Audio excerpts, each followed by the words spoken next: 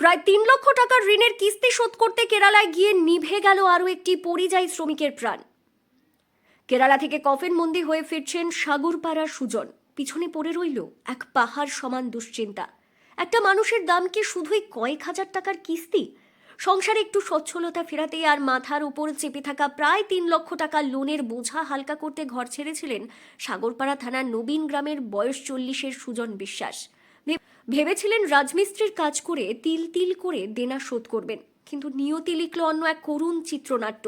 যেদিন ফেরার কথা ছিল সেদিন ফিরল মৃত্যু সংবাদ। গত শনিবার সুজনের বাড়ি ফেরার কথা ছিল। পরিবারের লোকজন পথ চেয়ে বসেছিল, হয়তো সুজন ফিরলে অভাবের সংসারে হাসি ফুটবে। কিন্তু রাত ১টা বাজতেই ফোনে এলো সেই দুঃসংবাদ। যে মানুষটা অসুস্থ শরীর নিয়ে বাড়ি ফেরার প্রস্তুতি নিচ্ছিলেন, তার আর ফেরা হলো না। কেরালাতেই নিভে গেল এক পরিযায়ী শ্রমিকের জীবন প্রদীপ। পেছনে ফেলে গেলেন এক অন্ধকার ভবিষ্যৎ, অসহায় বৃদ্ধ বাবা মা, বিধবা স্ত্রী, ১২ বছরের এক নাবালক পুত্র এবং প্রায় ৩ লক্ষ টাকার পাহাড় সমান ঋণ। এখন প্রশ্ন, এই ৩ লক্ষ টাকা শোধ করবে কে? সুজনের অভাবের সংসারে যেখানে দুবেলা অন্ন জোটানো দায়, সেখানেই বিপুল ঋণের ভার কিভাবে সইবে তার পরিবার? পরিশোধের সব শেষ পথটুকু আজ বন্ধ। এই দুঃসময়ে পরিবারের পাশে ঢাল হয়ে দাঁড়িয়েছেন সাগরপাড়া থানার ওসি খোরশেদ আলম। তিনি শুধুমাত্র আশ্বাসই দেননি, সুজনের ১২ বছরের ছেলের পড়াশোনার সম্পূর্ণ দায়িত্ব নিজের নেওয়ার প্রতিশ্রুতি দিয়েছেন।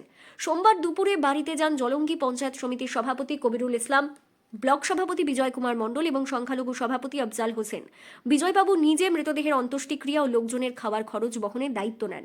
স্থানীয় নেতৃত্বরা দাবি তুলেছেন, রাজ্য সরকার যেন এই পরিযায়ী শ্রমিকের পরিবারের জন্য বিশেষ আর্থিক সাহায্যের ব্যবস্থা করে। শেষ কথা, অভাবের তাড়নায় আর কত সুজনকে এভাবে ভিন রাজ্যে প্রাণ দিতে হবে? ৩ লক্ষ টাকার ঋণের বোঝা কি তবে এক নিষ্পাপ শিশুর শৈশবকে গিলে খাবে? আমাদের সরকার কি পারবে এই অসহায় পরিবারটির ভবিষ্যৎ সুরক্ষিত করতে? এমনই সব খবর পেতে আমাদের ইউটিউব চ্যানেল গ্রাম বাংলা নিউজ ফোরাম চ্যানেলটিকে সাবস্ক্রাইব করুন এবং বেল আইকনটি টিপে দিন এবং সাথে কমেন্ট করে জানান আর কত পরিযায়ী শ্রমিকের মৃত্যুতে সরকারের টনক নড়বে এবং দেশে কর্মসংস্থান তৈরি করবে।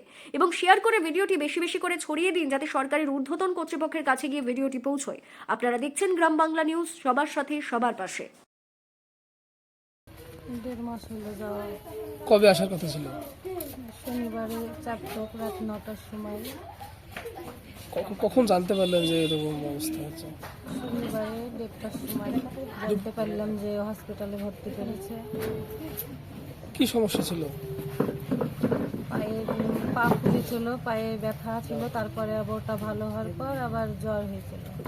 জ্বর হয়ে তো ৩ কাজ করতে মাসে ১ মাস পরে গেছে। কখন শুনলেন এরকম অঘটন ঘটেছে? শুনলাম যে চলে আসছে হ্যাঁ, বাড়ি আসছে।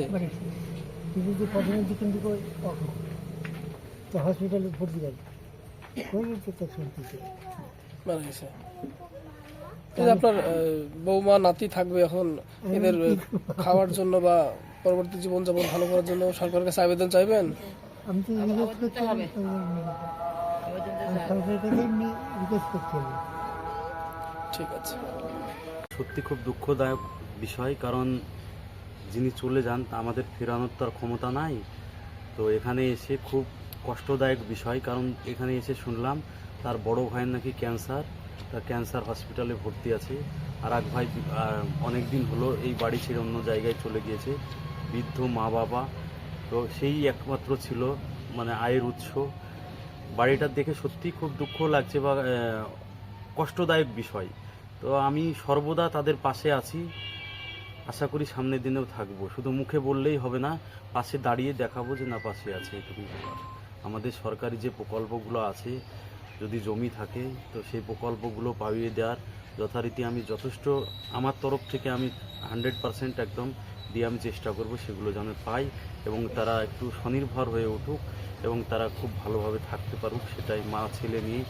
ছেলেটাও দেখলাম 12 বছর বয়স, ছোট বাচ্চা, স্কুলে পড়ে, তার পড়াশোনার একটা দিক আছে বা তার সংসারে চালানোর একটা বিষয় আছে। আর সার্বিকভাবে আমরা যেন পাশে থাকতে পারি যতটা সাধ্যমতো, এইটুকুই চেষ্টা করব। তো ওপরওয়ালা ছাড়া তো আমাদের কিছুই করার নাই। যেহেতু আমরা এখানে এটা প্রতিনিধিত্ব করছি, আমাদের পঞ্চায়েত সমিতির সভাপতি সাহেব এখানে আছেন, আমাদের অঞ্চলের এখানে অঞ্চল সভাপতি আছেন, মাইনরিটি সেলের সভাপতি আমাদের আফজাল ভাই আছেন। আমরা সকলে এসে দেখে আমরা একটা সিদ্ধান্ত নিব, এরকম অবস্থাতেই আপনারা আমাদের কাছে সামনে আসলেন।